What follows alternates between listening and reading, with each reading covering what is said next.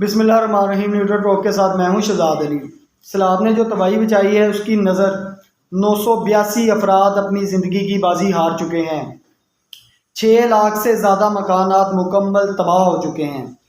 35 لاکھ افراد بے گھر ہو چکے ہیں، جنہیں اپنا گھر چھوڑنے پر مجبور کر دیا ہے سیلاب نے، جنہیں اب ہر چیز کی ضرورت ہے۔ ان کے سر پہ چھت نہیں ہے، پہننے کے لیے کپڑے نہیں ہیں، کھانے کے لیے کوئی غذا نہیں ہے۔ اس مشکل گھڑی میں پاکستان آرمی اور طریق لبیک اس ٹائم ایکٹیو ہے، اور پاکستان آرمی جس طرح انسانوں کا وہاں ریسکیو کر رہی ہے، میں نے قابل داد ہے وہ۔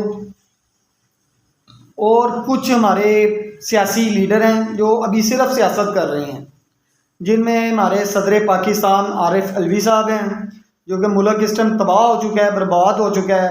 سیلاب نے کئی گھر تباہ کر دیے ہیں، اور وہ اپنی شادی کی 50ویں سالگرہ سیلیبریٹ کر رہے ہیں ایوان صدر میں۔ دوسرے نمبر پر ہیں پاکستان کے وزیر اعظم میاں محمد شہباز شریف صاحب، جو کہ آل پارٹی کانفرنس بلا رہے ہیں، جس میں تحریک انصاف کو انوائٹ نہیں کیا جا رہا۔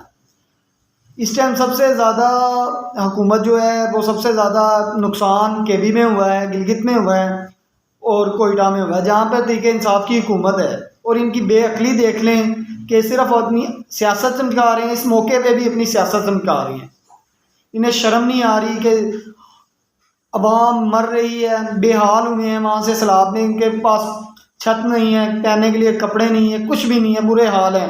ان کی مدد کرنے کے بجائے یہ صرف اور صرف سیاست کر رہے ہیں۔ عمران خان صاحب بھی جلسے کر رہے ہیں، ٹھیک ہے۔ اور جو میاں شہباز شریف صاحب ہے، آپ سے ریکویسٹ ہے میری کہ بھائی تحریک انصاف کو آل پارٹی کانفرنس میں شامل کریں۔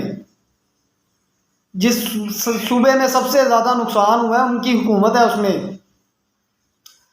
اگلی ویڈیو تک اجازت دیجیے، اللہ حافظ۔